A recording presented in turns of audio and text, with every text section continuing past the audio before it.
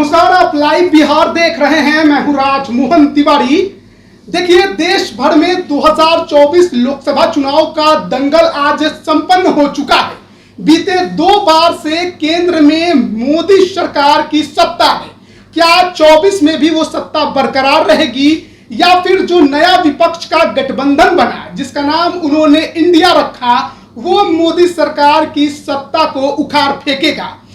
543 सीटों की लड़ाई देश भर में हुई, लेकिन बात हम बिहार की करेंगे, जहां पर 40 लोकसभा की सीटें हैं और यहां पर 7 चरणों में 40 सीटों पर चुनाव अब संपन्न हो गए हैं।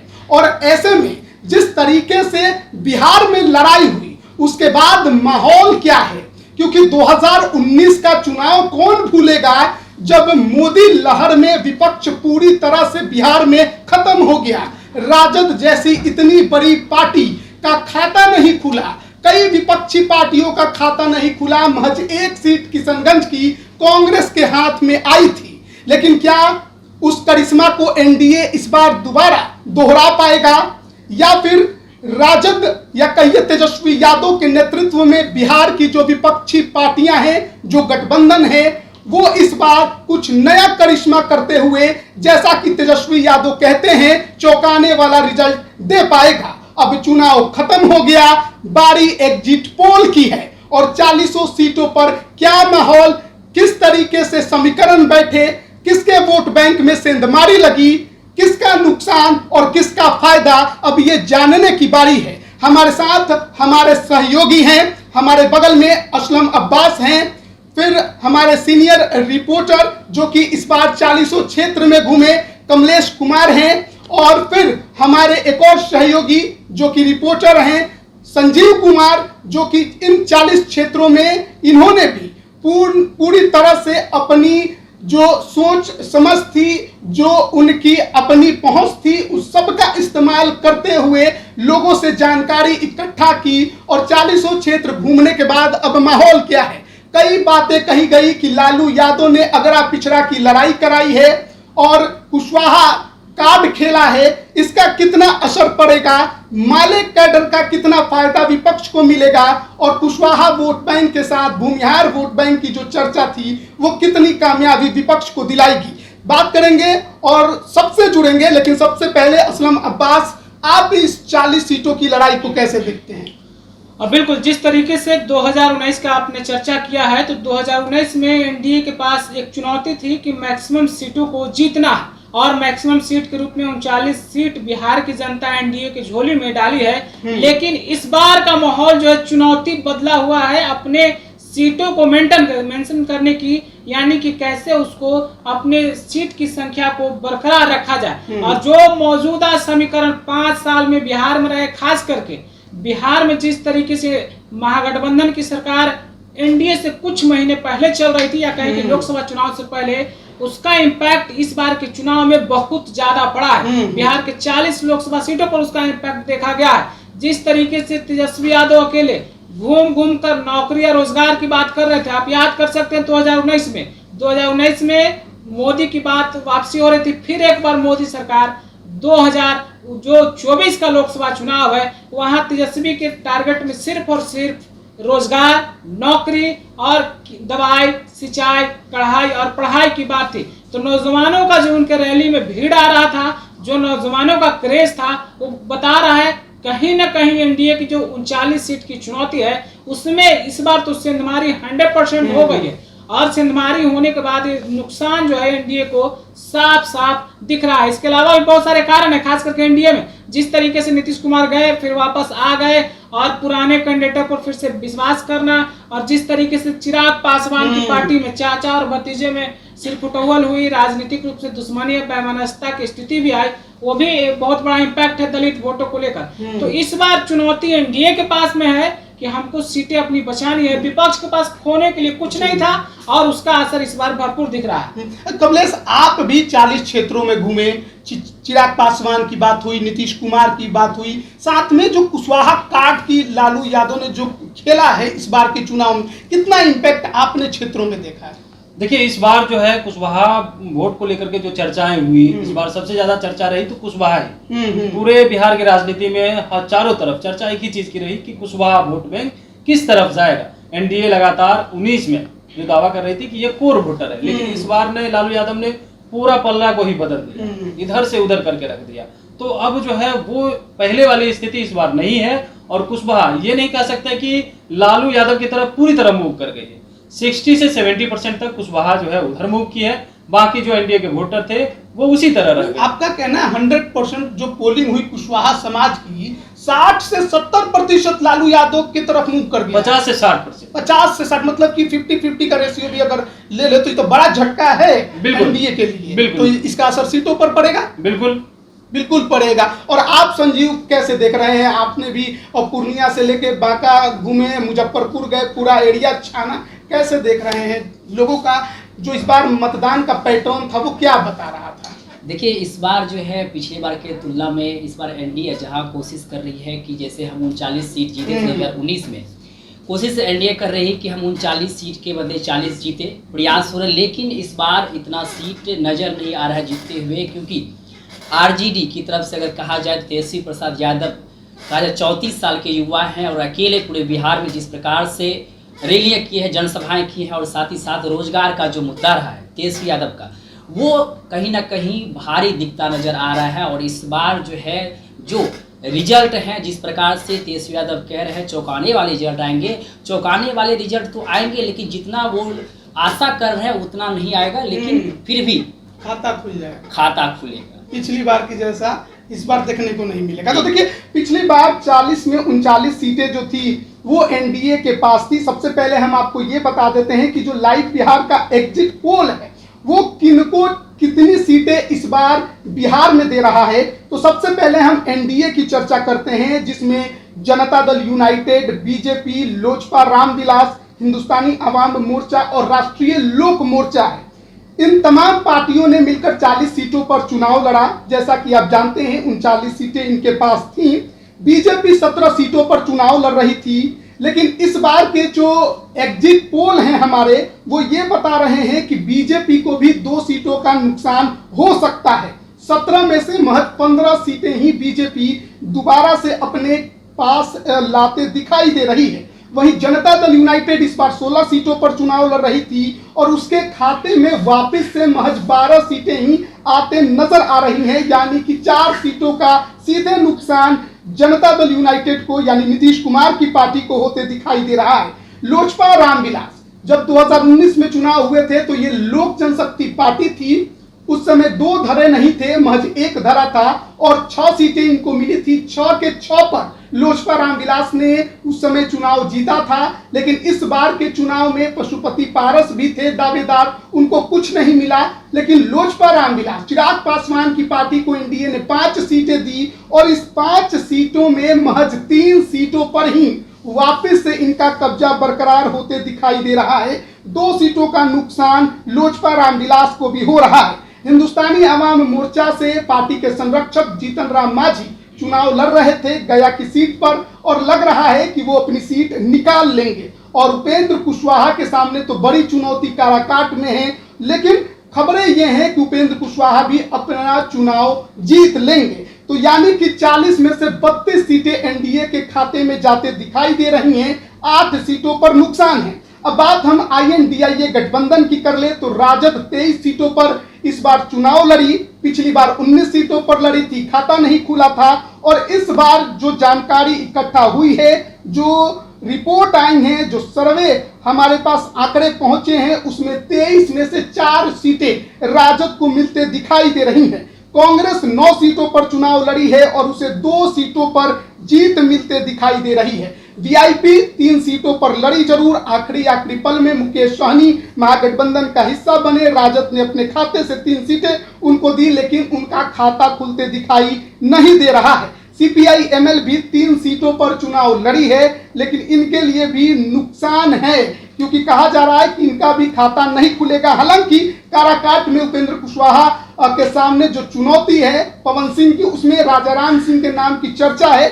लेकिन ऐसा कहा जा रहा है कि काराकाट में भी उपेंद्र कुशवाहा अगर सीट निकालते हैं तो माले के खाते में कुछ नहीं जाएगा। सीपीआई एक सीट पर चुनाव लड़ी है बेगूसराय के, लेकिन वहां पर गिरिराज सिंह ने अपना दम आखिरी में दिखाया है। सीपीएम से एक सीट मिली थी सीपीएम को INDA गठबंधन में खगड़िया की, और यहां पर सीपीएम बाजी मारते दिखाई दे रही है। जो संजय कुशवाहा हैं वो चुनाव जीतते नजर आ रहे हैं। जो जानकारी मिली है एक सीट किशनगंज की, वहां पर AIMIM के अख्तरुल ईमान चुनाव जीतते बताए जा रहे हैं। तो 40 सीटों में 32 सीटें एनडीए के खाते में और 40 सीटों में महज 8 सीटें INDA के खाते में जाते दिखाई दे रही है। तो ये जो हमारा एग्जिट पोल है, इस पर असलम अब्बास आप क्या कहना चाहेंगे? बिल्कुल, जो हमारी टीम के एग्जिट पोल है वो आप बिल्कुल सही बता रहे थे, और इसी तरीके से कमोबेश आंकड़े बिहार में आने की संभावनाएं हैं पूरी तरीके से। लेकिन जिस तरीके से आप बात बोले सीमांचल की, विमान की जो बात कर रहे थे, वो तो फिलहाल किसी गठबंधन में शामिल नहीं थे। बहुत बड़ी बात है जिस तरीके से 8 में से आप देख लीजिए 7 सीटों का हमारी टीम जो सर्वे बता रही है कि 7 सीट विपक्ष को आ सकता है, तो ये भी एक बहुत बड़ा फैक्टर हो सकता था कि अगर असदुद्दीन ओवैसी की पार्टी विपक्ष में सबके साथ होते तो शायद विपक्ष का परिदृश्य या राजनीतिक हालात कुछ और होते।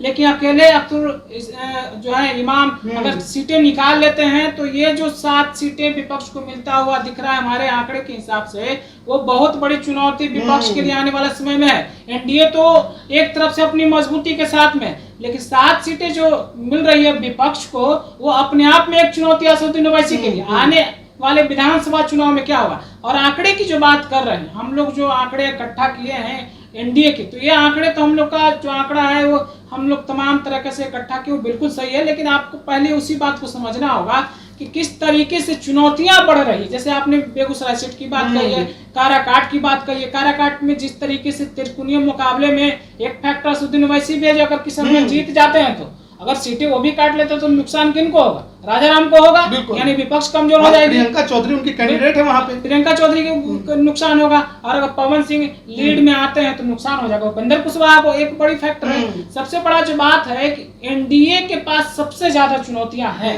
लेकिन एनडीए के साथ साथ जो आंकड़े विपक्ष के हैं उनके लिए कहिए कि एक खुशी पल है, या कहें कि टॉप अप मिल जाएगा 2025 विधानसभा चुनाव से। तेजस्वी यादव की जो रैलियां हैं, भाषण है, तरीके हैं, वो साफ साफ दर्शा रहा है नौकरी रोजगार। तेजस्वी का मतलब रोजगार नौकरी। ये 25 का चुनाव है, मुख्यमंत्री का चुनाव। सबको पता है कि तेजस्वी प्रधानमंत्री नहीं बनने जा रहा है। अगर गठबंधन यानी कि INDA की सरकार बन भी जाती है तो कोई बड़ा महत्वपूर्ण योगदान राजद का नहीं होने जा रहा है, ये सबको पता है। लेकिन फिर भी तेजस्वी की आक्रामकता, जिस तरीके से राजनीतिक सोच में परिपक्वता दिखाने की कोशिश है, और अकेले तेजस्वी, याद कीजिए गमछा घुमाने का तरीका, जोश है, जज्बा है, जवान वाली नौजवानी वाली।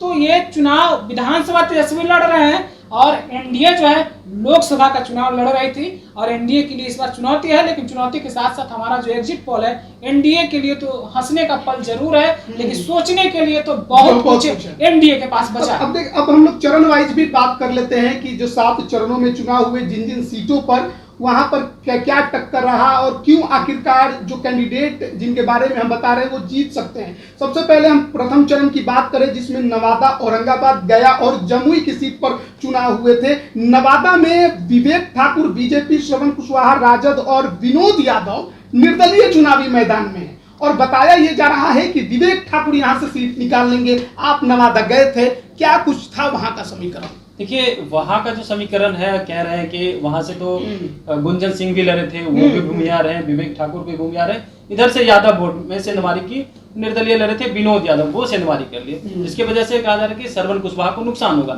लेकिन जिस तरीका से कुशवाहा वोट बैंक में वो जो फायदा मिला है राजद को, क्योंकि 19 में वही नुकसान मिला था। 2 से 2.5 लाख वोटर हैं कुशवाहा की, जहां पे सीधे तौर पे अगर 50% भी वोटिंग हुई है उसमें 80% वोट मिल गया है। यूं कहें कि 1.5 लाख अगर वोटिंग हुई है, 1 लाख हुई है, तो 80,000 वोट जो है सीधे तौर पे फायदा हुआ है। अगर 50,000 वोट उधर जा रहे हैं तो 30,000। लेकिन ये स्पष्ट नहीं है कि वो श्रवण कुशवाहा वहां से सीट निकाल लेंगे। लेकिन 52 और 48 का रेशियो, मतलब कि आपका कहना श्रवण कुशवाहा को कुशवाहा का वोट मिला भी, लेकिन जो एमआई फैक्टर था वो किधर है?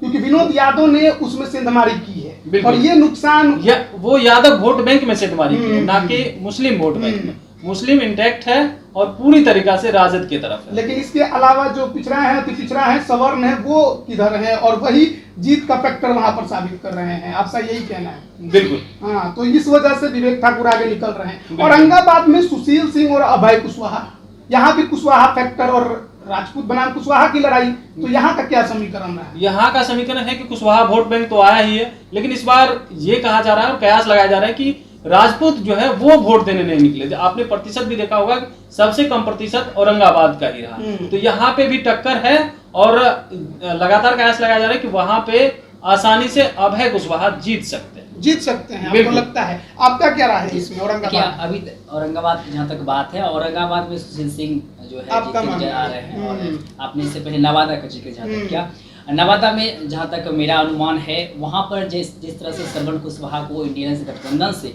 टिकट मिला और विवेक ठाकुर को एनडीए की तरफ से टिकट मिला, तो उस वक्त जो है पलड़ा भारी लग रहा था आरजेडी की तरफ से जो श्रवण कुशवाहा है इनका, क्योंकि कुशवाहा वोट बैंक ऐड हो गया था इसमें। अगर एम.वाई. समीकरण पहले से ही फिट था और ऊपर से कुशवाहा भी ऐड हो गया और मुकेश सहनी कानी से अति पिछड़ा वोट बैंक भी इंडियन गठबंधन को मिलता नजर आ रहा था। ऐसे में पलड़ा भारी था श्रवण कुशवाहा का, विवेक ठाकुर का जो है पलड़ा उसमें थोड़ा सा कम था।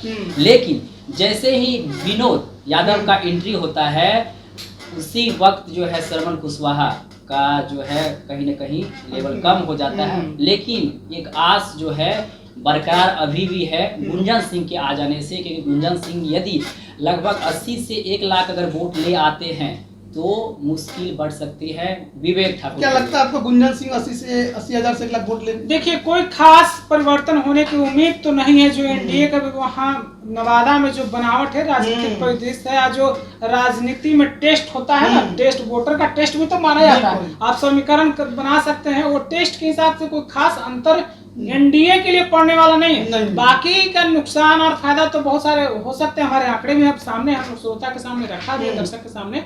लेकिन आप समझिए कि ये जो सकारात्मक जो पॉलिसी है वो एनडीए के पक्ष में और विवेक ठाकुर के साथ और औरंगाबाद तक जाएगा। और सबसे बड़ा देखिए, ठीक आपने कहा, दिलचस्प सवाल इस बार औरंगाबाद में मिनी चित्तौड़गढ़, आप समझिए उसको, इसलिए समझिए कि मिनी चित्तौड़गढ़ में अभय कुशवाहा का जीत उसी आधार पर निर्भर है कि निखिल बाबू कितना खुश थे और कितना नाराज थे। खुश इतना थे कि बाहर ही नहीं निकले। बस इसी बात से समझ लिया, अगर निखिल बाबू की नाराजगी औरंगाबाद में दिखी है तो अभय कुशवाहा दूर दूर तक नजर नहीं आएंगे। फिर से सुशील सिंह आपको चुनावी मैदान में जीत का सेहरा पहनकर घूमते हुए नजर आएंगे। गया में जीतन राम मांझी और कुमार सर्वजीत की टक्कर हुई, आप गया भी गए थे। गया में मांझी की एक तरफा जीत है। अच्छा। क्योंकि लास्ट डे में मोदी जी खुद ही आए थे और ऐसे समय में आए कि विपक्ष वहां पे सही से प्रचार प्रसार भी नहीं कर सकते थे। और वहां पे फैक्टर ये भी रहा कि एक तो पिछड़ा क्षेत्र है, खास करके SC/ST एरिया है वहां पे, और 5 किलो अनाज सबसे ज्यादा इस बार फैक्टर बना।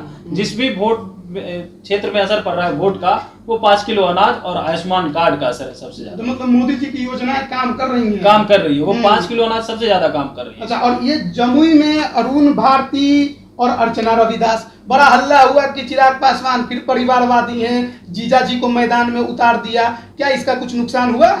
नुकसान कितना हुआ ये तो सवाल है, बिल्कुल है। लेकिन सवाल के साथ साथ ये भी कि नरेंद्र मोदी जी ने शुरुआत ही की थी जमुई से, और जमुई से शुरुआत में उन्होंने कहा क्या था, रैली को याद कीजिए, हमारे प्रिय मित्र रामविलास पासवान जी, ये उनका भाषण था एनडीए के पक्ष में, और उन्होंने अरुण भारती के लिए खुलेआम कहा था। लेकिन जिस तरीके से स्थानीय बनाम बाहरी, परिवारवाद का तो एक ठप्पा है, लेकिन परिवारवाद पे ना तो महागठबंधन के जो प्रत्याशी अर्चना रविदास थे उनके साथ कोई खास नहीं जुड़ रहा था, न ही चिराग पासवान के साथ। बात था स्थानीय और बाहरी का, और स्थानीय और बाहरी में चिराग पासवान के जो समर्थक थे, चिराग पासवान के जो कोर वोटर या कहें कि कार्यकर्ता जमुई में थे, उनकी नाराजगी गाहे पगाहे दिख रही थी मौके मौके पर।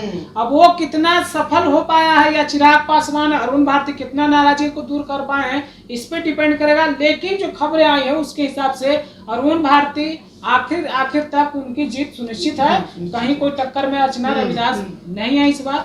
अब दूसरे चरण की बात करते हैं, जहां पर 5 सीटों के लिए वोटिंग हुई, और बड़ी दिलचस्प बात यह है कि 5 सीटों पर एनडीए से जनता दल यूनाइटेड लड़ रही थी, और दूसरी तरफ पूर्णिया में पप्पू यादव अलग टक्कर दे रहे थे और किशनगंज में अख्तरुल ईमान अलग टक्कर दे रहे थे। पूर्णिया, संजीव आप गए थे, क्या माहौल लगा था वहां पर? देखिए पूर्णिया में जो है संतोष कुशवाहा जो लगातार जीतते आ रहे हैं, जेडीयू के टिकट पर वो जीतते आ रहे हैं, लेकिन इस बार पप्पू यादव के आ जाने से कहा जा रहा था कि पप्पू यादव भारी पड़ है सत्र, लेकिन अंत तक जो है संतोष कुशवाहा आगे निकलते हुए नजर आ रहे हैं। क्योंकि अगर बात करें तो बीमा भारती जो पहले जेडीयू में थी वो बाद में आरजेडी में चली गई। तो बीमा भारती जिस विधानसभा क्षेत्र से आती थी, जिस वो कास्ट से आती है, तकरीबन 1.5 लाख वोट वो संतोष कुशवाहा को हर बार दिलवाती थी। अच्छा, 1.5 लाख वोट अपने विधानसभा क्षेत्र से। तो यदि वो जेडीयू छोड़ करके आरजेडी में आई है तो वो जो 1.5 लाख वोट है, तो 1.5 लाख वोट तो नहीं ट्रांसफर होगा, लेकिन अगर लगभग मान ले तो 60 से 70 हजार वोट तो जरूर वो आरजेडी की तरफ ले आएगी। तो ये वोट जो अगर वो काटी है तो वो संतोष कुशवाहा का काटी है वोट। लेकिन आरजेडी का जो है, आरजेडी लगातार वहां पे कोशिश कर रहे थे, तेजस्वी यादव खुद जा रहे थे पप्पू यादव पे सामने से, मतलब एक तरह से कह सकते हैं हमला कर रहे थे, कई बातों को लेकर पुरानी बातों का भी जिक्र करते थे। और पप्पू यादव के की अगर बात हम करें तो पप्पू यादव को काफी समर्थन वहां मिला है। आरजेडी की जो कैंडिडेट है बीमा भारती, उससे अधिक वोट आएगा पप्पू यादव को, लेकिन संतोष कुशवाहा इसमें आगे नजर आ रहे हैं। आप कैसे देखते हैं पूर्णिया की लड़ाई को? बिल्कुल संजीव ने ठीक कहा कि इसमें जो लड़ाई में संतोष जो कुशवाहा हैं वो आगे तो दिख रहे हैं, लेकिन इस चुनाव के परिणाम अगर 4 तारीख को जो आएंगे उसमें संतोष कुशवाहा का जीत तो एक अलग होगा, लेकिन जीत का सबसे बड़ा फैक्टर पप्पू यादव होंगे। उनकी जीत में एनडीए या फिर नीतीश कुमार का चेहरा का कोई बड़ा योगदान नहीं होगा। आप याद कीजिए, ये पूर्णिया की रैली और पूर्णिया के जो लोकसभा चुनाव का राजनीतिक जंग था, इसमें तेजस्वी इसको राजनीति को छोड़कर व्यक्तिगत आन बान और शान की लड़ाई हो रही थी। और आन बान शान की लड़ाई में आप देख लीजिए, पप्पू यादव आज तक कांग्रेस में बने हुए हैं। आनंद फानन में पप्पू यादव की जन अधिकार पार्टी को कांग्रेस में विलय करा लिया गया, उनको टिकट नहीं मिला। और पप्पू यादव शुरुआत से बोल रहे थे मरते दम तक मर जाएंगे, पूर्णिया नहीं छोड़ेंगे। और उस पूर्णिया में पप्पू यादव जो चुनावी मैदान में आए हैं, तो आंकड़े ने संजीव सही रखे हैं और सही उन्होंने बताया है। और ये जीत अगर जदयू की होती है 4 तारीख को, तो इसमें सबसे बड़ा फैक्टर पप्पू यादव है। और पप्पू यादव के साथ साथ तेजस्वी यादव, 4.5 लाख मुस्लिम वोटर पूर्णिया लोकसभा क्षेत्र में। अब पप्पू यादव के खिलाफ में जिस तरीके से तेजस्वी ने भाषण में कहा था, अगर इंडिया गठबंधन को नहीं चुनना है तो एनडीए को चुन लीजिए, कितनी बड़ी नाराजगी थी, उसी का असर दिखेगा संतोष कुशवाहा निकाल लेंगे आराम से। बिल्कुल, वहां से कोई मतलब कि 2 नेताओं के लड़ाई में तीसरे को फायदा हो गया, मलाई मार दी संतोष कुशवाहा जी, है ना। और फिर कटिहार में दुलालचंद गोस्वामी और तारिक अनवर के बीच की लड़ाई है। हमारी रिपोर्ट में है कि कांग्रेस के तारिक अनवर चुनाव जीत सकते हैं। आप लोगों का क्या मानना है? बिल्कुल, देखिए कटिहार में इस बार टक्कर में दुलालचंद गोस्वामी नहीं है, ये आप दम समझिए। 5 साल जिस तरीके से जनता के बीच में उनकी बेरुखी देखी गई है, जनता नाराज इस बात से है कि आपने काम किया कि नहीं किया, ये तो प्राथमिकता के आधार पर सवाल नहीं है। सवाल है कि आप क्षेत्र में आए ही नहीं। भाई मोदी के नाम पर, नीतीश कुमार के नाम पर आपको वोट कितना लोग करेंगे। और इस बार जो टक्कर हुई तारिक अनवर से, महागठबंधन के साथ साथ कांग्रेस के बड़े नेता रहे, खुद राहुल गांधी पहली बार बिहार दौरा पर आए और कटिहार पहुंच गए भागलपुर के बाद। और चुनावी दौरा में उन्होंने, तेजस्वी यादव भी मंच पर मौजूद थी, जैसा कि बीमा भारती वो भी मौजूद थी। तो इस बार वहाँ बहुत मुश्किल है एनडीए के लिए और दुलालचंद गोस्वामी के लिए। किशनगंज में जेडीयू से मुजाहिद आलम, कांग्रेस से मोहम्मद जावेद जो कि सिटिंग सांसद हैं, और एआईएमआईएम से अख्तरुल ईमान। हमारी रिपोर्ट अख्तरुल ईमान को आगे बता रही है। और वहां का जो आप लोगों का सर्वे है, आप लोग गए थे और आप ही लोग के कहने पर ये रिपोर्ट भी बना है, लेकिन आखिरकार एआईएमआईएम के साथ मतलब कौन सा बड़ा फैक्टर जुड़ा कि अख्तरुल ईमान आगे दिख रहे हैं? बिल्कुल, देखिए अख्तरुल ईमान आगे देखने के बाद को, अख्तरुल ईमान सीमांचल के गांधी के नाम से मशहूर तस्लीमुद्दीन जब इस दुनिया में नहीं रहे, तो ये तो जो आंकड़े हैं, आर्थिक आंकड़े हैं और सामाजिक आंकड़े हैं, जो प्राकृतिक बनावट है, सीमांचल के लिए एक जो है अभिशाप है। ये तो प्राकृतिक अभिशाप इसको मान सकते हैं, और है भी, कहने में कोई अतिशयोक्ति की बात नहीं है। और उस अभिशाप को लेकर अख्तरुल ईमान हमेशा मुखर रहे, चाहे वो रोजगार का बात हो, शैक्षणिक व्यवस्था की बात हो, या फिर स्वास्थ्य सुविधा की बात हो। और उसी के आधार पर जो बड़ी आबादी अल्पसंख्यकों की है, 70 से अधिक फीसद आबादी अल्पसंख्यक यानी मुसलमानों की है। और जिस तरीके से असदुद्दीन ओवैसी राष्ट्रीय छवि के रूप में एक अल्पसंख्यकों के बड़े चेहरे के रूप में जाने जाते हैं, और बिहार में अख्तरुल ईमान बहुत ही मजबूती के साथ मिट्टी को उर्वरा बनाया है। तो टक्कर में जरूर है मास्टर मुजाहिद, कांग्रेस इस बार तीसरे नंबर पर जा रही है, हमारी रिपोर्ट भी है, हम लोग का आंकड़े भी है। और जीत जो है अगर होनी है तो अख्तुल ईमान की होनी है। इसके बहुत सारे आंकड़े हैं, कोचा धामन की बात हो, ठाकुरगंज की बात हो, या फिर बायसी की बात हो, या अमौर विधानसभा की बात हो, हर जगह व्यवस्था है। खुद अमौर से विधायक है अख्तुल ईमान MIM की टिकट से। तो ये जो उनके पक्ष की बात है, ये उनके साथ में जा रही कि उनको जीत इस बार मिलती हुई नजर आ रही है। भागलपुर में लड़ाई जेडीयू के अजय मंडल जो कि सिटिंग सांसद हैं और दूसरी तरफ कांग्रेस के अजीत कुमार के बीच थी। अब यहाँ पर बड़े दिनों के बाद कहिए या दशकों के बाद कांग्रेस मैदान में उतरी है भागलपुर के, और उतारा भी किसे है, एक भूमिहार कैंडिडेट को। अब यहाँ पर अति पिछड़े और भूमिहार की लड़ाई में किसका पलड़ा भारी है? आप तो भागलपुर का दौरा भी किए थे। देखिए, शुरुआती दौर में वहाँ पर अजीत शर्मा का पलड़ा भारी नजर आ रहा था, और खास करके मुकेश सहनी जैसे ही एंट्री किए आरजेडी में आए, अति पिछड़ा वोट बैंक भी आरजेडी के साथ जुड़ गया, और फॉरवर्ड का भी वोट बैंक जो है वो अजीत शर्मा की तरफ था। लेकिन अंत तक होते होते वहाँ का माहौल चेंज हो गया, और आखिर में अजय मंडल जो है वो आगे निकल गए।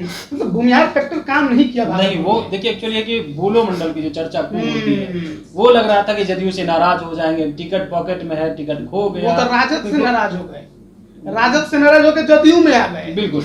तो वो चर्चा थी कि अब नीतीश कुमार हमको टिकट दे दिए, गिर गया टिकट।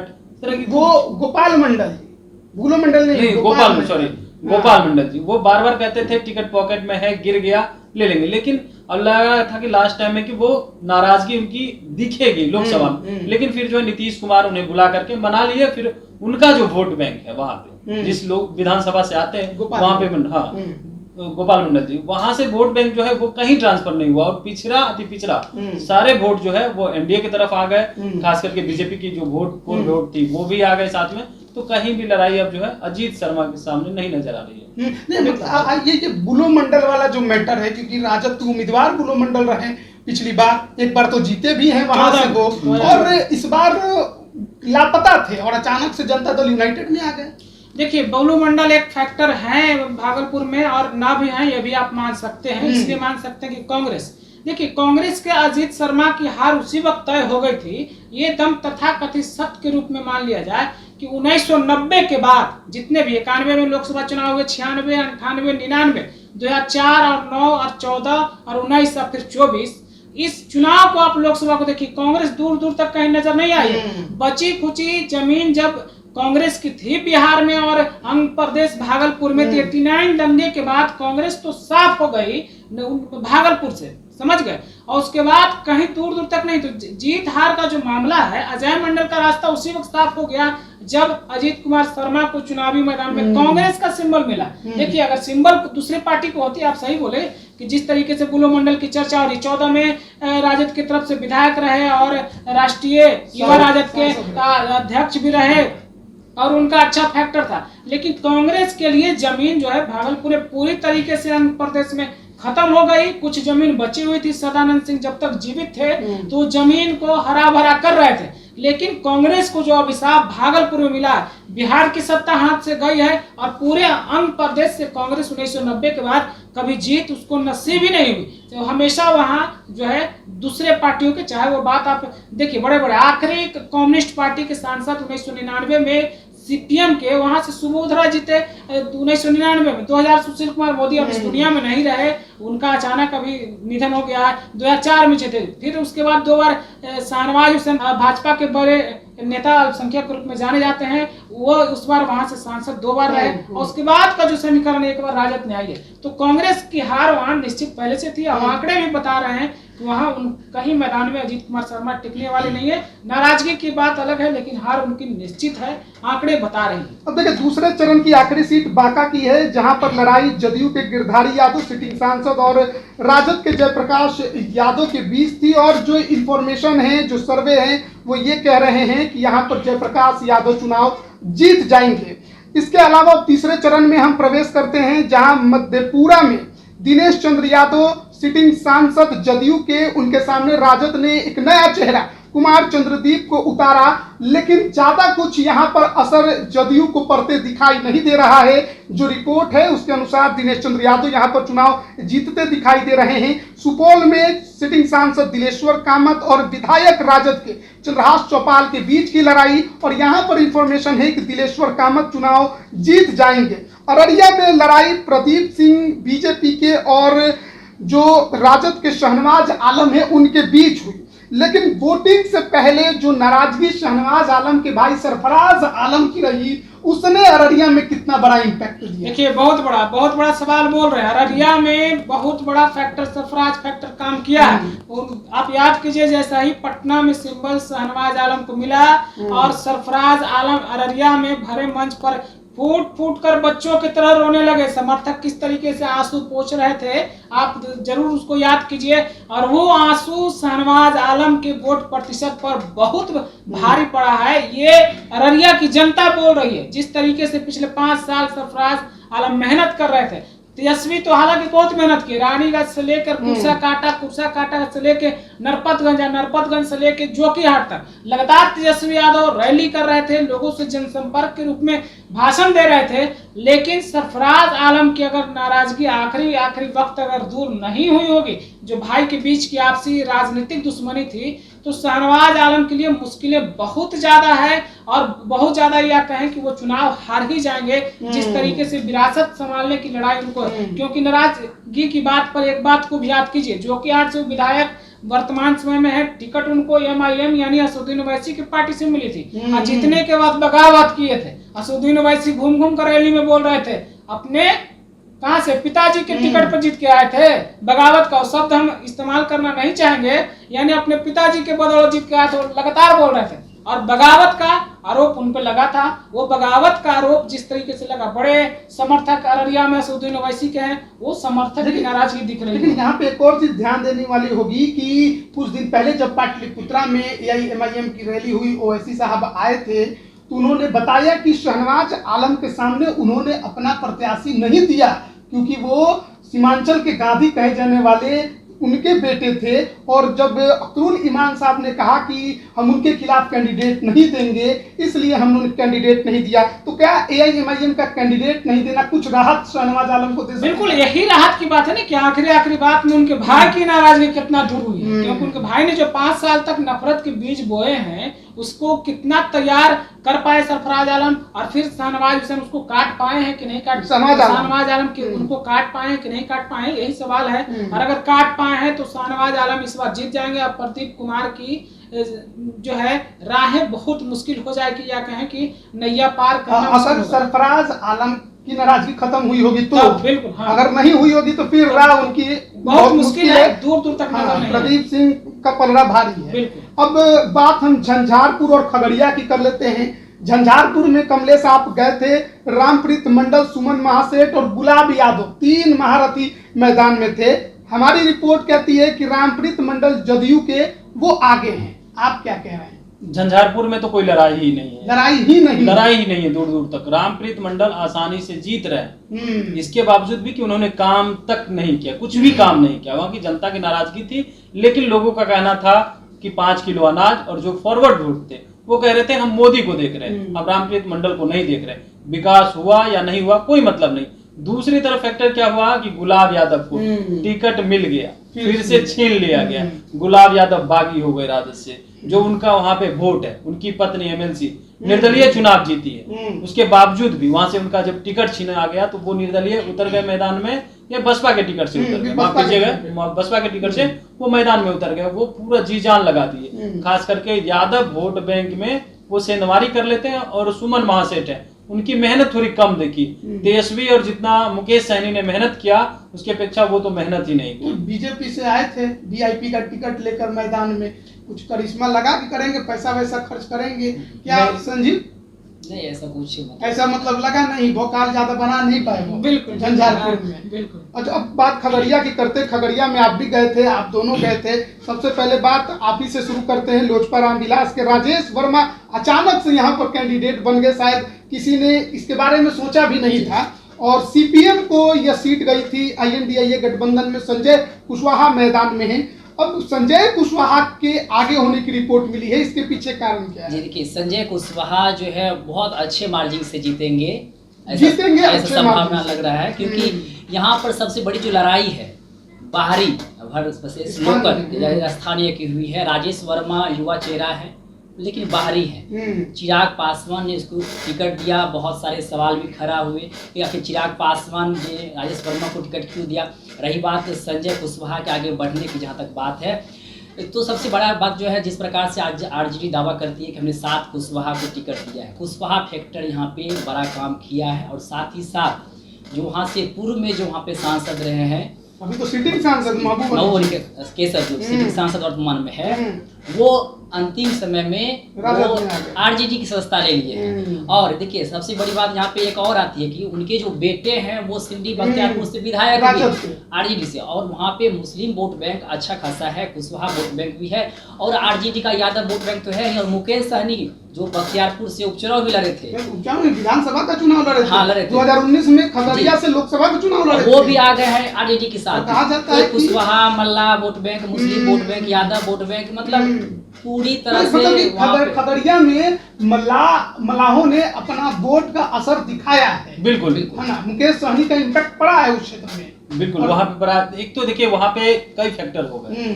रेणु कुशवाहा जो मंत्री रही, वहां से ही सांसद थी, वो पार्टी छोड़ देती है जब टिकट नहीं मिलता। चर्चा थी कि रेणु कुशवाहा को टिकट मिलेगा, लेकिन उनको भी नहीं मिला, उनकी नाराजगी आई। फिर जो है महबूब अली कैसर की नाराजगी आई।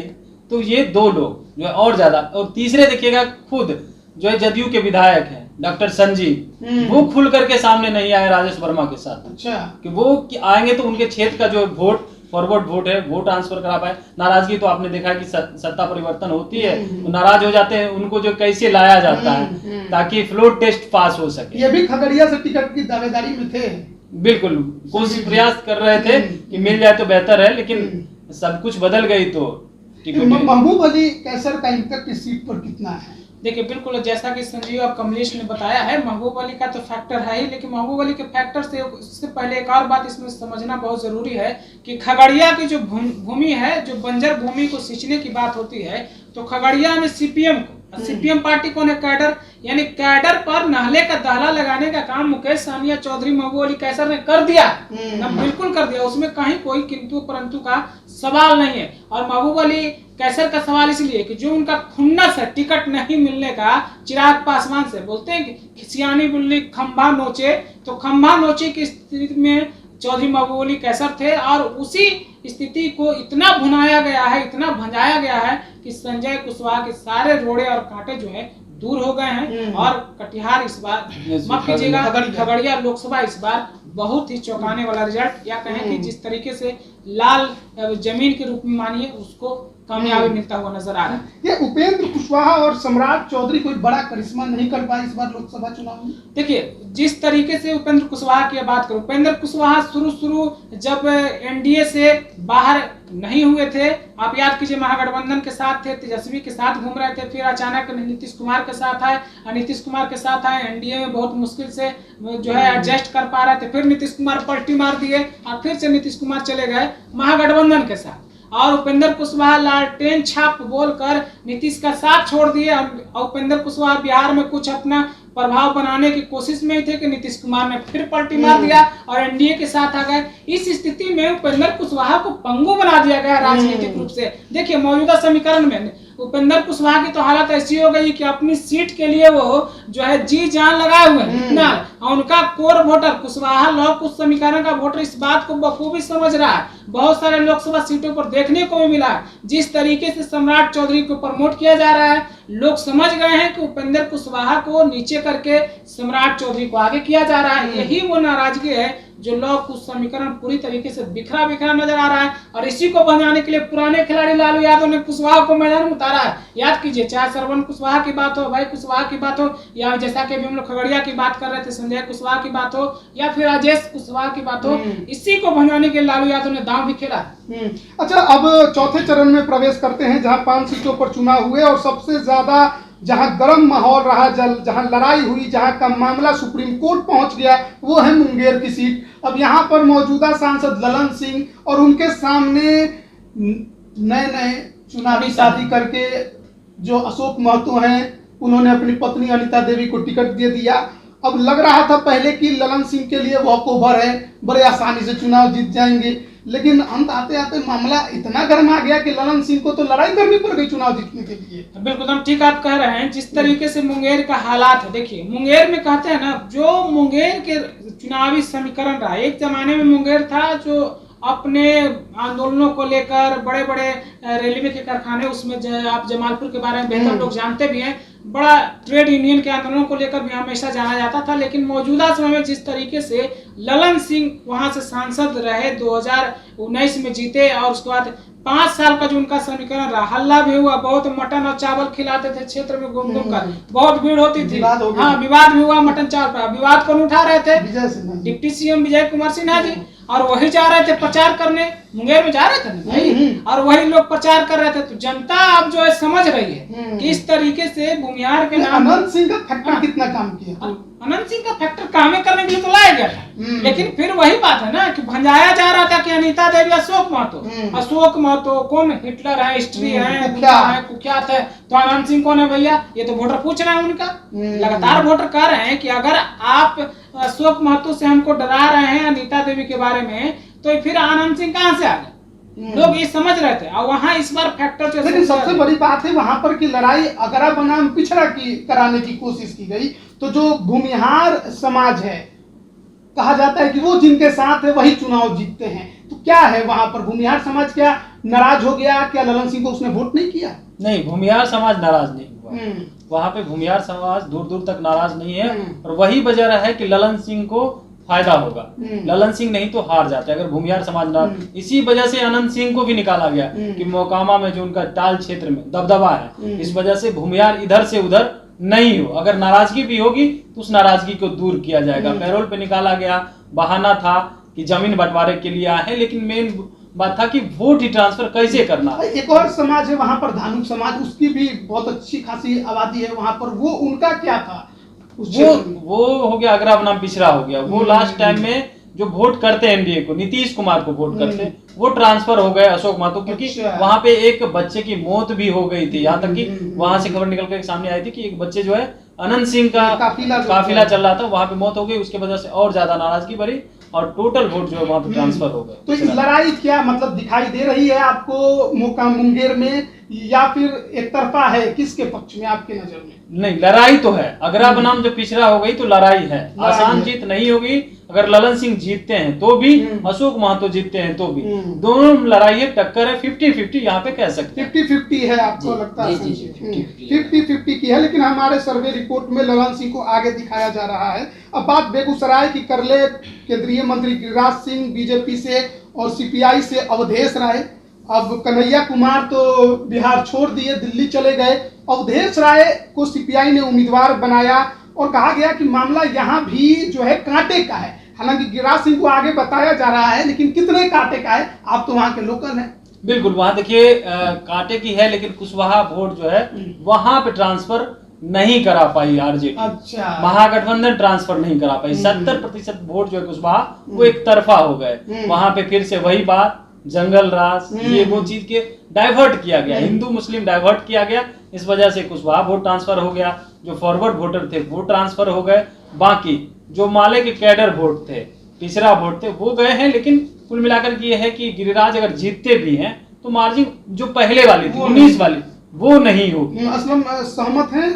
बिल्कुल ठीक बोल रहे हैं, लेकिन तमाम बातों में एक और बात है कि इस बार जो बेगूसराय की जमीन है, वो जमीन को सीपीआई ने बहुत मजबूती से सींचने का काम जरूर किया है। मेहनत भी बहुत किया गया है, क्योंकि बिहार में मात्र एक सीट पर पार्टी चुनाव लड़ रही थी। पार्टी के पूरे दमखम के साथ कार्यकर्ता जुटे हुए थे, लेकिन गिरिराज सिंह के सामने अवधेश राय जो इस बार बछवाड़ा के पूर्व विधायक हैं, चुनावी मैदान में हैं, पीछे तो थोड़ा जरूर पड़ गए हैं, लेकिन गिरिराज सिंह को इस बार आखिरी दम तक पीछे करते हुए, या कहें कि रनर की भूमिका में मजबूती के साथ जाएंगे और बढ़ते रहेंगे।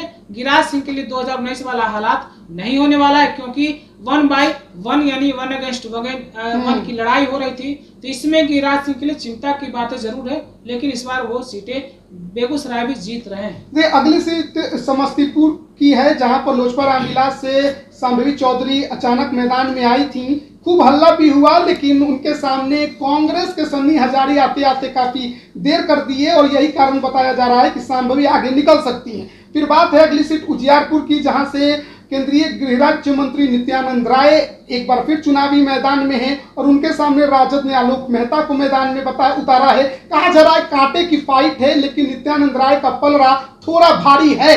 लेकिन अगर जो वोट बैंक में इधर उधर जो प्रतिशत डाउन हुआ है और बीजेपी का वोटर अगर घर बैठा तो फिर नित्यानंद राय के लिए झटका हो सकता है। दरभंगा में गोपाल जी ठाकुर बीजेपी और आरजेडी के ललित यादव के बीच लड़ाई, लेकिन गोपाल जी ठाकुर आगे बताए जा रहे हैं। अब 5वें चरण में हम चलते हैं, जहां पर सारण लोकसभा सीट इस बार पूरे बिहार में सबसे ज्यादा चर्चा इसी सीट की हुई, क्योंकि यहां से लालू प्रसाद यादव ने अपनी बेटी रोहिणी आचार्य को मैदान में उतारा, जो कि सिंगापुर छोड़कर सारण में रोडे रोड घूम रही थी और सिंपैथी भी उनके प्रति एक लोगों के अंदर थी, जिस प्रकार से अपने पिता के लिए उनका त्याग रहा। लेकिन रूडी जी भी कोई कच्चे खिलाड़ी तो है नहीं, बीजेपी के मैदान में उतरे और उनके लिए तो पूरा कहिए कि दिल्ली का कैबिनेट ही पहुंच गया था सारण में। तो मामला किसके तरफ है आपकी नजर में?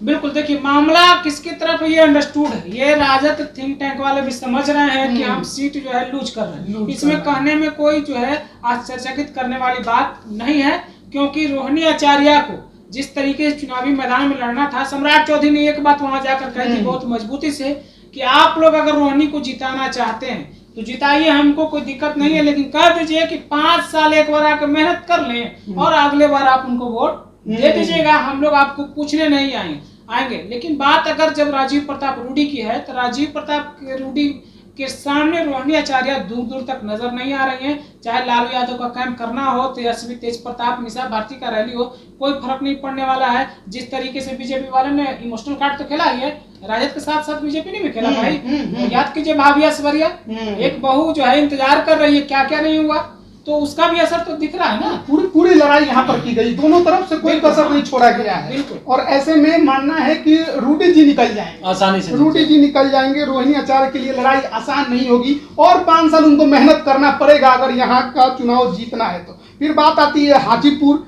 अब चिराग पासवान जमुई छोड़ दिए, पिता की विरासत को आगे बढ़ाने के लिए चाचा से सीट छीन लिए और सामने राजद ने शिवचंद्र राम को एक बार फिर उतारा है। अब कहा जा रहा है कि यहाँ तो बस एक ही चीज का चर्चा है कि कितना मार्जिन होगा हार और जीत का। देखिए चिराग पासवान का जो मामला है वो विरासत को तो जरूर बढ़ा लेंगे। ये विरासत को बढ़ाने में और खींचने में आप मान रहे हैं कि मार्जिन का ही बस मार्जिन का ही अंतर है, लेकिन इस अंतर को ज्यादा इसलिए नहीं देखा जा सकता है कि चचा की नाराजगी कितना प्रभावी रही। अगर चचा की नाराजगी प्रभाव छोड़िए तो अंतर का मामला जो है बहुत कम बेसी हो सकता है। नाराजगी तो ऐसी रही कि क्षेत्र में ही नहीं गए, चिराग पासवान ने पूछा ही नहीं, क्षेत्र में नहीं गए। उनके कार्यकर्ता अंदर विश्वासघात कर रहे थे, कह रहे हैं चाचा की हम मजबूती के साथ हैं भतीजा, जब जरूरत होगी हम आएंगे, लेकिन उनके कार्यकर्ता ही विश्वास कर रहे थे और चिराग को हराने के लिए जी जान झोंके हुए थे। जो भी हो सके साम दाम दंडभेद जितने थे सारे लगा दिए थे, लेकिन उसके बावजूद भी वही था रामविलास जी का फैक्टर, मोदी जी का 5 किलो अनाज। बिल्कुल बिल्कुल, संजीव भी वहां गए थे, हम भी वहां गए थे और माहौल चिराग के लिए उतना नुकसान वाला नहीं था। सीट तो निकल जाएगी। खुद पीएम मोदी ने भी वहां आकर मंच पे कहा कि जीत तो चिराग जाएंगे, लेकिन रिकॉर्ड टूटना चाहिए। अब देखना है कि रामविलास पासवान वाला रिकॉर्ड चिराग पासवान तोड़ पाते हैं कि नहीं। मुजफ्फरपुर में राजभूषण निषाद को बीजेपी ने टिकट दिया, अजय निषाद का टिकट कटा तो कांग्रेस के टिकट पर मैदान में आ गए। लेकिन जिस प्रकार का जातीय समीकरण मुजफ्फरपुर में है, सर्वे रिपोर्ट कह रही है कि राजभूषण निषाद बीजेपी के वो चुनाव निकाल लेंगे। फिर बात सीतामढ़ी की है, जहां पर पिछड़ा की लड़ाई हमेशा रही, लेकिन इस बार अगरा बनाम पिछड़ा हो गया। देवेश चंद्र ठाकुर जेडीयू के कैंडिडेट यहां पर उतरे, एक ब्राह्मण कैंडिडेट, और दूसरी तरफ राजद ने अर्जुन राय पूर्व सांसद को मैदान में उतारा। लेकिन देवेश चंद्र ठाकुर के पक्ष में माहौल बताया जा रहा है। मधुबनी में अशोक यादव और अली अशरफ फातमी के बीच की लड़ाई, अशोक यादव आगे बताए जा रहे हैं। अब बात करते हैं छठे चरण की, जहां पर महाराजगंज की सीट है। एक तरफ जनार्दन सिंह सिग्रीवाल हैट्रिक लगाने के लिए मैदान में है, तो वहीं दूसरी तरफ INDIA गठबंधन से आकाश कुमार, जो कांग्रेस के प्रदेश अध्यक्ष अखिलेश सिंह के बेटे हैं, उनको उतारा गया और राजपूत बनाम भूमिहार एक यहाँ पर देखने को मिला है। इसका कितना इम्पैक्ट आपको दिखाई देता है इस सीट पर? देखिए, राजपूत बनाम भूमिहार की बात बोल रहे हैं तो ऐसा कुछ है कि नहीं, ये तो वोट के जो परिणाम आएंगे उसके बाद ही पता चलेगा। लेकिन इतना जरूर है कि जिस तरीके से आकाश सिंह को वहां चुनावी मैदान में भेजा गया, तो शुरुआत में लोग बोल रहे थे कौन हुई आकाश सिंह, हुई आकाश सिंह, लगातार लोग बोल रहे थे, लोग चर्चा कर रहे थे अखिलेश सिंह के बेटा है। यानी कि अपना कोई राजनीतिक ना तो पहचान थी, ना कोई मेहनत थी, और आखिरी वक्त किसी को पता ही नहीं था कि चुनावी मैदान में आने वाले। चर्चा तो थी कि कन्हैया के लिए सर्वे कराया जा रहा है, कन्हैया की टीम घूम रही है महाराज के लिए भी। अरुण, फिर लास्ट टाइम में अरुण कुमार भी लगे और टिकट मिल गया इनको। तो आप समझिए कि जनार्दन सिंह सिग्रीवाल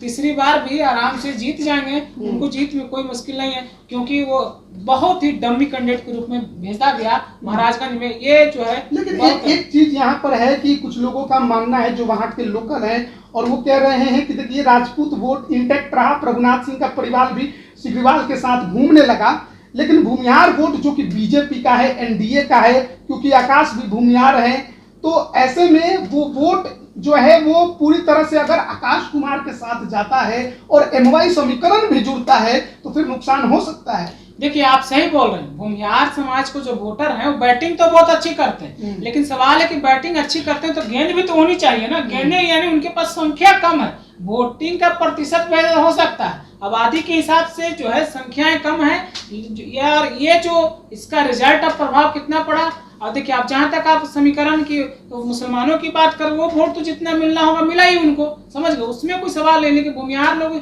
जो बैटिंग किए हैं तो गेंदें कितना बची है, और वो गेंद के हिसाब से सिर्फ उनकी जीत सुनिश्चित हो जाए, ये कहना बहुत मुश्किल है। मतलब आप सभी का मानना है कि सिग्रीवाल यहाँ से आसानी से चुनाव निकाल रहे हैं। फिर पश्चिमी चंपारण का एक अलग ही रिपोर्ट आया है, और इसमें है कि संजय जायसवाल को झटका लग सकता है। बीजेपी के पूर्व प्रदेश अध्यक्ष, वहां के सांसद, उनको मदन मोहन तिवारी कांग्रेस के कैंडिडेट चुनाव हरा देंगे, और इसमें कारण ये दिया गया है कि संजय जायसवाल के खिलाफ अगरों की नाराजगी रही है क्षेत्र में। अब ये कितना काम कर गया? देखिए, आप बिल्कुल सही बोल रहे हैं। जिस तरीके से पश्चिमी चंपारण का समीकरण है, संजय जायसवाल से पहले उनके पिताजी भी वहां का नेतृत्व कर चुके हैं और विरासत के रूप में राजनीति को वहां बढ़ा रहे हैं। लेकिन जिस तरीके से प्रदेश अध्यक्ष वो रहे हैं, जिस तरीके से आप जो है नित्यानंद राय के बाद उनको प्रदेश बीजेपी का कमान मिला, और प्रदेश बीजेपी के कमान मिलने के बाद उन्होंने पार्टी को कुछ नया जोश या जज्बा नहीं दिखाया, बल्कि अपने क्षेत्र में जिस तरीके से फॉरवर्ड लोग उनके क्रियाकलाप से नाराज हुए, जिस तरीके से उनके खास करके आप निषाद की बात को देख लीजिए, ये जो उसमें बहुत सारे जातियां आती हैं, मुकेश सहनी के पार्टी के साथ उन्होंने क्या कुछ नहीं किया सबको पता है, उसको लेकर भी उनके क्षेत्र में बहुत उनके पास नाराजगी है। कुछ आदिवासी वोटर भी वहां रहते हैं, तो नाराजगी तो है, इसका असर उनको जरूर पड़ेगा। और आंकड़े हमारे सही बिल्कुल बता रहे हैं कि इनको नुकसान इसका इस बार भरपाई करना ही करना। पूर्वी चंपारण में बीजेपी के वरिष्ठ नेता पूर्व केंद्रीय मंत्री राधा मोहन सिंह एक बार फिर मैदान में सामने। VIP से राजेश कुशवाहा का एक दांव VIP ने जरूर खेला, लेकिन जो रिपोर्ट है उसमें राधा मोहन सिंह आगे बताए जा रहे हैं। वाल्मीकि नगर में आमने सामने की लड़ाई सुनील कुशवाहा JDU के और बीजेपी से दीपक यादव राजद में गए और उनको टिकट तेजस्वी यादव ने दे दिया, लेकिन फायदा होता दिखाई नहीं दे रहा। एक बार फिर से सुनील कुशवाहा आगे बताए जा रहे हैं। शिवहर में जरूर वैश्य कार्ड की चर्चा छिड़ी थी। लवली आनंद राजपूत समुदाय से आनंद मोहन की पत्नी, वैश्य समाज से आने वाली राजद की रितु जायसवाल और AIMIM ने राणा रणजीत सिंह को मैदान में उतारा। अब वैश्यों की नाराजगी की चर्चा छिड़ी, वीडियो भी वायरल हुए, पवन जायसवाल से लड़ाई की बात भी सामने आ गई बीजेपी विधायक से, और ऐसे में रिपोर्ट है कि लवली आनंद आगे हैं, लेकिन राह आसान नहीं है, कुछ भी हो सकता है।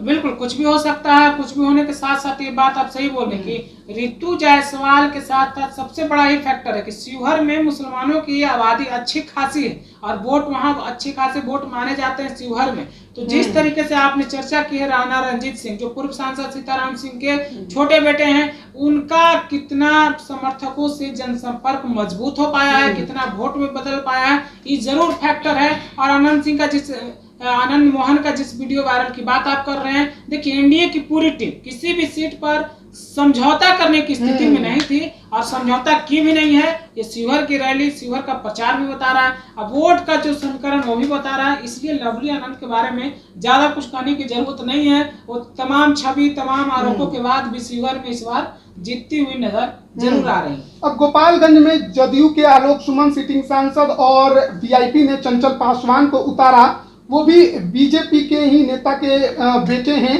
और लेकिन जो रिपोर्ट है उसमें आलोक सुमन आगे हैं। सिवान में लड़ाई बड़े कांटे की मानी जा रही है। जदयू ने कविता सिंह का टिकट काट के विजय लक्ष्मी को मैदान में उतारा है। राजद ने अवध बिहारी चौधरी को, और हिना साहब निर्दलीय मैदान में है। और यहाँ पे लड़ाई ये कही जा रही है कि अवध बिहारी चौधरी तो लड़ाई में ही नहीं है। बिल्कुल आप सही बोल रहे हैं। जिस तरीके से अवध बिहारी को याद कीजिए, 23 सीट पर राजद चुनाव लड़ रही है और आखिरी वक्त तक राजद ने सिवान सीट पर प्रत्याशी ही नहीं दिया, और आखिरी में पता चला कि अवध बिहारी चौधरी चुनाव में चर्चा हो रही थी कि शायद राजद वाले हिना साहब के लिए सीटें को छोड़ दी है। तो जिस तरीके से बिहार में 3 निर्दलीय सीटों की चर्चा हो रही थी, पूर्णिया और काराकाट, उसमें सिवान की भी चर्चा खूब हुई। और सिवान को लेकर लगातार देखिए पप्पू यादव, तमाम जो बड़े, यहाँ तक कि भूमिहार के बड़े नेता कहे जाते हैं, माने जाते हैं कि नहीं, अलग चर्चा है। आशुतोष कुमार ने कहा हिना साहब, प्रचार भी हिना साहब के लिए उन्होंने किया। तो हिना साहब को जो पुराना वोट बैंक था, साहबुद्दीन का वो था, और 90 वाला जो क्षत्रिय, ब्राह्मण और भूमिहार का, वो इस बार पूरी तरीके से इंटैक्ट होकर फील्डिंग कर रहा था। और फील्डिंग ही नहीं कहिए कि पूरी तरीके से बैटिंग वही लोगों ने किया है। और उस बैटिंग से लेकर राजद तो कहीं नहीं है, ये गारंटी है। राजद दूर दूर तक मैदान में नहीं है। टक्कर में विजय लक्ष्मी है, और कितना टक्कर के दौरान अवध बिहारी चौधरी कितना डैमेज किए हैं हिना साहब को, इसी से जीत और हार का फैसला होगा। नहीं तो हिना साहब चुनावी मैदान में इस बार उछाला कर देंगे। कमलेश इस पर क्या राय? हिना साहब, अवध बिहारी चौधरी और विजय, वही पूर्णिया वाली हाल है। जो पूर्णिया में स्थिति थी वही हाल यहाँ पे है। कविता सिंह अगर नाराज होती है, और वो तो साथ में घूम रही थी और अच्छे से घूम रही थी, तो वो साथ में घूम रही थी, लेकिन वो अंदर की नाराजगी वो सामने जाहिर नहीं कर सकती। पर्दे के सामने, पर्दे के पीछे वाली कहानी जो राजनीति में होता है, हाथी के दांत दिखाने के और खाने के। एक चर्चा और चली थी, उनके सहयोगी थे, साथ में ही रहते थे, वो हिना साहब के साथ चले गए। अजय सिंह के भाई भी थे। हाँ, अजय सिंह के भाई भी थे। और ये भी कहा जा रहा है कि वहां पे जो है इस बार राजपूत वोट कहीं ट्रांसफर हो गए तो विजय लक्ष्मी के लिए मुश्किल पड़, मतलब हिना साहब चुनाव जीत भी सकती हैं। बिल्कुल। राजद के टिकट पे तो 3 बार से हार गई, निर्दलीय इसीलिए वो निर्दलीय लड़ी है कि बार क्योंकि उनको जो है फॉरवर्ड वोट नहीं मिल पाता था, बार उस वजह से हार जाती थी, हिंदू मुस्लिम की लड़ाई हो जाती थी, इस वजह से उनको हारना पड़ता था। इस बार सोची नहीं, निर्दलीय लड़ेंगे, और सारा हथकंडे वो भी अपनाई थी, क्योंकि भगवा कलर का पहनना, मंदिर जाना, ये सारा चीज दर्शा। लड़ाई जो है विजय लक्ष्मी बनाम हिना साहब की है। रिपोर्ट में विजय लक्ष्मी को आगे बताया गया है, लेकिन आप कह नहीं सकते हैं कि विजय लक्ष्मी चुनाव आसान नहीं है जी, है ना, क्योंकि मार्जिन बहुत कम है, मार्जिन बहुत कम है। और फिर देखिए वैशाली की सीट है जहां पर वीणा देवी एक बार फिर से लोजपा के टिकट पर मैदान में थी, सामने मुन्ना शुक्ला मैदान में उतरे, और कहा जा रहा है कि मुन्ना शुक्ला का पलड़ा वैशाली में भारी है। अब बात 7वें चरण के सीट की कर लेते हैं, जहां पर आज वोटिंग संपन्न हुई है, पटना साहिब। अब यह सीट तो बीजेपी का ही कहा जाता है, और रविशंकर प्रसाद सिटिंग सांसद मैदान में, उनके सामने एक ऐसा चेहरा अंशुल अभिजीत, जिनका जरूर ही जो खानदान है या परिवार है वो राजनीति में एक ऊंचा मुकाम रखता है, लेकिन ये पटना साहिब के लिए नया चेहरा, और इसी वजह से पटना साहिब में संजीव घूम रहे थे। और बता दीजिए आप ज्यादा नए चेहरे की वजह से ये तो सबसे बड़ी जो है नुकसान कांग्रेस के बन गए कि मतलब कोई टक्कर ही नहीं यहाँ पे। और से भी पटना साहिब लोकसभा क्षेत्र की अगर बात करें तो बीजेपी का जो है एक तरफा कहा जाता है, यहाँ से बीजेपी कोई भी खड़ा हो जो निकल जाएंगे, क्योंकि वैसे मतदाता की संख्या काफी ज्यादा है। और रविशंकर प्रसाद खुद रविशंकर प्रसाद कायस्थ समुदाय से आते हैं, उसकी सबसे अधिक आबादी भी है, इसी एक तरफा रविशंकर प्रसाद। दो रीजन हुआ, एक तो है कि कांग्रेस सबसे लास्ट टाइम टिकट दी कि जाइए आप लड़ाई कीजिए। लड़ाई तो पहले से जब छेड़नी थी, क्योंकि रविशंकर ने काम नहीं किया, एक मिल सकता था मौका, लेकिन ऐसे समय में उतारे जब जो है सारा काम हो चुका, ऐसे को उतारे भी जो राजनीति रूप में नजर ही नहीं आते थे कि एक्टिव हैं या नहीं। यहाँ तक कि अंशुल अभिजीत कुशवाहा है, लेकिन हम आज भी कई जगह गए, कुशवाहा होल एरिया में भी गए, वहाँ बातचीत की, कुशवाहा मतदाता भी एक तरफा बीजेपी को वोट दे रहे हैं। देखिए एक बात और समझिए, पटना साहिब में जो आंकड़े हैं वो व्यक्तिगत आंकड़े बता रहे हैं, जो इनपुट आए हैं व्यक्तिगत रूप से, उसके हिसाब से 40 लोकसभा सीट में से अगर सबसे ज्यादा वोटों से विपक्ष को अगर कहीं हार मिलनी है तो पटना साहिब लोकसभा सीट है। क्योंकि जान लीजिए जैसे ही 2009 में ये सीट अस्तित्व में आया है, 2009 में शेखर सुमन स्टार नेता थे, 2014 में कुणाल सिंह यादव भोजपुरी के बड़े स्टार थे, और 2019 में तो बिहारी बाबू ही थे। इतने बड़े स्टार गच्चा खा गए, मात खा गए, जिनको कोई नहीं जानता है। सोचिए क्या हासिल होगा 4 तारीख को। अब देखिए पाटलिपुत्रा की सीट है, रामकृपाल यादव बना मीसा भारती, लेकिन यहाँ तो कहा जा रहा है कि रंजिश ऐसी है कि कुछ भी हो सकता है। आप पूरा पाटलिपुत्र आज घूमे, मतलब कोई विधानसभा आपने छोड़ा नहीं है। बिल्कुल। और क्या पालीगंज में तो खुद ही गए, पालीगंज में तो भरी है वहां पर। और आप तो पूरा का पूरा विधानसभा, जितने 6 विधानसभा आप घूम गए। क्या आप लोगों की रिपोर्ट है, किस प्रकार का ग्राउंड से जो आवाज आ रहा है वो क्या है? देखिए दानापुर की अगर बात करें तो रीतलाल यादव का है। रीतलाल यादव इस बार खड़े भी नहीं है, बिल्कुल, तो वो एक फायदा दे जा रहा है मीसा भारती को। और मार्जिन जो है ज्यादा अंतर से नहीं हारती है वो, हार जीत का जो है वो नहीं है। दूसरा नंबर की रीतलाल यादव चाह रहे थे कि हमें टिकट मिले, हम लड़े। अगर उनकी ये नाराजगी नहीं रही तो मीसा भारती जो है यहाँ से लीड करेंगे दानापुर से। मनेर से तो मीसा भारती लीड करती ही है। आप 19 की देखें तो लगभग 7000 वोट से वहां से लीड की थी। भाई वीरेंद्र वहां से विधायक है, वहां से भी लीड कर जाएगी। अब विक्रम की अगर बात करते हैं, आगे बढ़ते हैं, मेन वही है। वहां पे अगर देखें तो वहां पे भी यादव जो वोट है वो भी कह सकते हैं कि बीजेपी की तरफ 100% नहीं जाएगा। विक्रम मतलब यादव तो कहीं भी होता है, कहा जाता है नहीं है। 19 की में जो आबादी है वो भूमियारों की सबसे ज्यादा है। भूमियार तो एक वो इंटैक्ट है ही, नाराजगी थी उसके बावजूद भी लोगों का कहना है कि फिर से जंगल राज नहीं देखना, तो वो वोट देंगे कहाँ? अच्छा। उनकी तो मजबूरी है। आपका मानना है कि विक्रम के यादव भी बीजेपी को वोट करते हैं? बिल्कुल। इस बार जो है वो चले गए मीसा भारती। अच्छा, मतलब अब उन्होंने हिंदू मुस्लिम देख लिया कि हिंदू मुस्लिम से कोई फायदा नहीं है। अब हमारे नेता जो लालू यादव भी ठीक है, राम कृपाल खाली भोज खाने आते हैं। हाँ, भोज खाने आते हैं, पूरी दुनिया से अब काम नहीं चलेगा। अब फिर अपने तरफ से यादवों की घर वापसी विक्रम के क्षेत्र में, यादव क्षेत्र में वह हो गई है। देखिए यादव की घर वापसी हुई है कि नहीं हुई है ये कोई चर्चा का सवाल तो नहीं है। यादव तो है, ये कतई है लालू यादव। जो यादव बीजेपी को मोदी जी का चेहरा देखकर वोट देते थे, अगर वापस लौट गए तो हिंदुत्व के नाम पे भी वोट है। हाँ बिल्कुल है नुकसान है, लेकिन नुकसान के साथ साथ लालू यादव को डायलॉग यादव कहीं टूटे वाला। हाँ, ये डायलॉग तो बोलते ही, सही में नहीं टूटने वाला है, खुट्टा वही गाड़ते हैं। लेकिन जो हार जीत का जो बात बोल रहे हैं ना 2014 और 19 का, इस बार हार जीत के साथ साथ सबसे बड़ा फैक्टर असदुद्दीन ओवैसी का पार्टी जिस तरीके से पाटलिपुत्रा विधानसभा में मजबूती के साथ उपस्थिति दर्ज कराई है, लोकसभा माफ कीजिएगा, लोकसभा में उपस्थिति दर्ज कराई है, और खुद असदुद्दीन ओवैसी ने आकर यहाँ बड़ी जनसभा को संबोधित किया है। ये इस बार मीसा भारती के लिए मुश्किलें बढ़ा सकती है। और ये हार का अगर मामला जिस तरीके से हुआ, देखिए आप दानापुर की बात हो या फिर मनेर लोकसभा की बात हो, विक्रम की बात हो, विक्रम विधानसभा की बात हो, फुलवाड़ी विधानसभा या फिर मसौढ़ी या पालीगंज, तमाम विधानसभा की बात हो, तो मीसा भारती के लिए स्थिति हर जगह अच्छी नहीं है, आज भी नहीं। क्योंकि मीसा भारती का जो लगातार क्षेत्र में चर्चाएं हैं कि 3 बार क्यों एक ही आदमी की बात हो रही है, राज्यसभा सांसद वर्तमान में है और वर्तमान में भी रही हैं, तो फिर चर्चाएं हो रही है। तो ये भी पूछा जाता है कि राज्यसभा रहते आपने कितना काम किया? बिल्कुल हाँ, तो इस बार 2 से ज्यादा इस बार मार्जिन आप देख सकते हैं, या चौंकाने वाला हो सकता है। चौंकाने वाला बिल्कुल एकदम हो सकता है। अब देखिए पाटलिपुत्रा के बाद बात जहानाबाद की कर रहे हैं, लेकिन वहां की रिपोर्ट कहती है कि लड़ाई जो है वो ज्यादा कुछ है नहीं, राजद के सुरेंद्र यादव चुनाव जीत जाएंगे। आरा में आरके सिंह और सुदामा प्रसाद के बीच की लड़ाई है। कुशवाहा बड़ा फैक्टर वहां काम कर रहा है, लेकिन फिर भी आरके सिंह को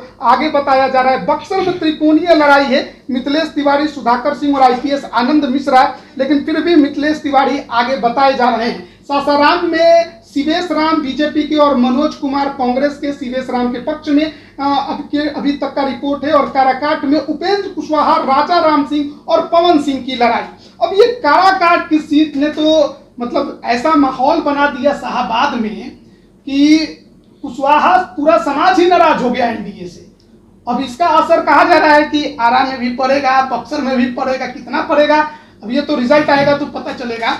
लेकिन ये काराकाट की लड़ाई कितनी ज्यादा चुनौतीपूर्ण है? देखिए, काराकाट की लड़ाई में एक शब्द में कह देना अगर समझिए तो बहुत एकदम आसान है कि राजा राम सिंह काराकाट जीत जाएंगे। जिस तरीके से कुशवाहा के बीच में नाराजगी दिखी, वो नाराजगी बता रही है कि राजा राम सिंह चुनाव जीत रहे हैं। आखिर भाई जिस तरीके से पवन सिंह पूरे बिहार के 40 लोकसभा सीट में टारगेट था, झगड़ा था, आरा से निर्दलीय नहीं लड़े, उनको आसनसोल से टिकट मिला और काराकाट में आ गए। ये सवाल कुशवाहा लगातार पूछ रहे हैं, जमीन पर लगातार हर क्षेत्र में पूछ रहे हैं कि पवन सिंह को सिर्फ चुनाव लड़ने आए नहीं है, उनको भेजा गया है। और ये नाराजगी जो है सबसे ज्यादा भारी जो है उपेंद्र कुशवाहा के साथ पड़ रहा है। और ये जो लड़ाई पवन सिंह और उपेंद्र कुशवाहा के बीच में है वो राजा राम सिंह के लिए बहुत फायदेमंद है। हालांकि हम लोग का जो आंकड़ा है वो तो कुछ अलग है, उपेंद्र कुशवाहा के साथ लास्ट में जाता हुआ दिखाई दे रहा है, लेकिन राजा राम सिंह के लिए ये बहुत फायदेमंद साबित हो सकता है। आप क्या सोच रहे हैं? देखिए, वो आखिरी समय में अमित शाह जो केंद्रीय गृह मंत्री है वो एक बड़ी पासा खेल दिए। वहां पे उन्होंने कहा कि उपेंद्र कुशवाहा अगर जीत करके जाते हैं काराकाट से तो केंद्रीय मंत्री बनाए। तो डालमिया नगर की भी बात की है। हाँ, डालमिया नगर की भी बात की है। अब देखिए, वो जीतने का वही फैक्टर होगा। फॉरवर्ड वोट जो कह रहे हैं बार बार कि पवन सिंह के साथ चलेंगे, राजपूत चले जाएंगे, ऐसा कुछ नहीं होगा। जो युवा है उनमें जो जोश जुनून है वो राजपूत जा सकते हैं, लेकिन जो पुराने चेहरे मतलब बुजुर्ग हैं 40 पर गंभीर है वो नहीं जाएंगे, क्योंकि उनको वो समझते हैं कि अगर इनको नहीं दिया, पवन भी नहीं जीते तो जीते कौन? माले जीत गया, माले को जीतने नहीं देना। हमारा केंद्रीय मंत्री भी गया, पवन भी गया, ये भी चला गया। तो इससे अच्छा है कि वोट जो है अंत समय में भाई ठीक है, नहीं जितना काम किया ना, मंत्री मिलेगा ना, चलो। संजीव, आपका क्या राय है काराकाट? देखिए, काराकाट की जहाँ तक बात है, कुशवाहा जो समाज से दो राजा नेता है, राजा राम सिंह भी हैं, उपेंद्र कुशवाहा भी हैं, लेकिन कुशवाहा समाज के लोग जो है अपना नेता उपेंद्र कुशवाहा को मानते हैं, क्योंकि बिहार में कुशवाहा जो समाज है इसको एक पहचान दिलाने में उपेंद्र कुशवाहा का भूमिका सबसे आगे रहा है। हालांकि अब कहा जा रहा है, कोशिश किया जा रहा है कि सम्राट चौधरी लगातार कोशिश कर रहे हैं कि हम भी कुशवाहा का एक अच्छा चेहरा बने, लेकिन उपेंद्र कुशवाहा के सामने कुशवाहा समाज दूसरे को अभी तक नहीं अपना नेता मानते हैं उसके तुलना में। तो वहाँ पे क्या है कि राजा राम कुशवाहा जो है, कुशवाहा तो हैं, लेकिन उपेंद्र कुशवाहा के सामने कुशवाहा समाज जो है उसको वोट नहीं देने की 90% अगर कुशवाहा समुदाय के लोग जो है वो उपेंद्र कुशवाहा की तरफ है, तो 10% जो है वो राजा राम कुशवाहा से। यहाँ पे बात अब करता है फॉरवर्ड पे निर्भर करता है, फॉरवर्ड वोट बैंक जो है खास करके राजपूत वोट बैंक, जिस समाज से जो है पवन सिंह आते हैं, निर्भर करता है। वो अगर जैसे कि वहाँ पे राजनाथ सिंह भी आए, प्रधानमंत्री मोदी भी आए, अमित शाह भी आए, योगी आदित्यनाथ आए, लेवली आनंद भी अंत समय में आए, तो ये सभी राजपूत के बड़े चेहरे आए थे, प्रधानमंत्री मोदी खुद आए थे। इन सभी के भाषण सुनने के बाद जो बीजेपी कार्यकर्ता है, जो राष्ट्रवाद के नाम पे खास करके राजपूत समुदाय के लोग जो प्रकाश होते हैं, वो जो बीजेपी को वोट देते हैं, अगर ये प्रभावित हो गए इन लोग की बातों से, तब जाकर के पवन सिंह को वोट कम आएगा और उपेंद्र कुशवाहा को वोट मिलेगा, तब राह आसान उपेंद्र कुशवाहा का होता नजर आ रहा है। आप दोनों का मानना है कि उपेंद्र कुशवाहा आगे हैं, लेकिन असलम का कहना है कि राजा राम सिंह चुनाव निकाल भी सकते हैं। अगर पवन सिंह ने सिंधवाड़ी कर ली है तो फिर उपेंद्र कुशवाहा को कोई नहीं बचा। और आरा से भी जुड़ा है इसका। बिल्कुल। अब हम लोग आखिरी सीट नालंदा की चर्चा कर लेते हैं, अब जिसे बहुत लोग कुर्मिस्तान भी कहते हैं। नीतीश कुमार का गृह क्षेत्र, खुद भी सांसद रहे यहाँ से। कौशलेंद्र कुमार तो लगातार जीतते आ रहे हैं, फिर मैदान में हैं। और माले ने बड़ा एक गेम खेला इस सीट पर, पालीगंज के विधायक संदीप सौरभ को भेज दिया। अब यहाँ पर लड़ाई है या फिर वॉकओवर है? देखिए, लड़ाई की बात कर रहे हैं तो कोई बड़ी लड़ाई यहाँ पे होता हुआ नजर नहीं आ रहा है। संदीप सौरभ, इसमें कोई कहने में शक वाली बात नहीं है कि अच्छे युवा विधायक हैं, युवाओं के इस मुद्दे पर हमेशा मुखर रहते हैं, चर्चा में रहते हैं। लेकिन नालंदा की जो बनावट है, आपने ठीक कहा, कुर्मिस्तान की जो बात होती है, जॉर्ज फर्नांडिस से लेकर मौजूदा समय में जो है कौशलेंद्र कुमार या फिर नीतीश कुमार, ये पूरी राजनीति नीतीश कुमार के इर्द गिर्द घूमती है। और नालंदा की जो विकास का पैमाना है, नालंदा का जो सामाजिक बनावट है, उस पर आप कहीं किंतु परंतु नहीं कह सकते। चर्चा जरूर हो सकती है, ये भी काम हो जाना चाहिए था, ये भी काम होना चाहिए था, यहाँ भी कर दीजिए, लेकिन विकास के काम में नालंदा को नीतीश कुमार ने नंबर 1 किया है, शिखर पर पहुंचाया है। इसलिए बड़ी लड़ाई यहाँ कोई दूर दूर तक नजर नहीं आ रही। तो देखिए 40 सीटों के बारे में हमने बात कर ली और शुरू में ही हमने आपको बता दिया था कि बिहार में 40 सीटों का समीकरण क्या है कि एनडीए के पाले में 32 सीटें जाते दिखाई दे रही हैं। तो वहीं दूसरी तरफ जो दूसरा खेमा है उसको लगभग आपको 7 सीटें जाते दिखाई दे रही हैं और 1 सीट AIMIM को जाते नजर आ रही है। हालांकि सिवान की सीट पर मामला फंसा हुआ है। शुरू में अभी तक के खबर के अनुसार विजय लक्ष्मी आगे जरूर है, लेकिन हिना साहब को आप ज्यादा पीछे आंक नहीं सकते हैं। अब देखना है कि 4 जून को जब रिजल्ट आता है तो सरकार केंद्र में किसकी बनती है और बिहार में एनडीए अपने करिश्मा को दोहरा पाता है या फिर तेजस्वी के दावा चौंकाने वाला रिजल्ट आएगा वो कामयाब होता है। आप सभी का बहुत बहुत धन्यवाद।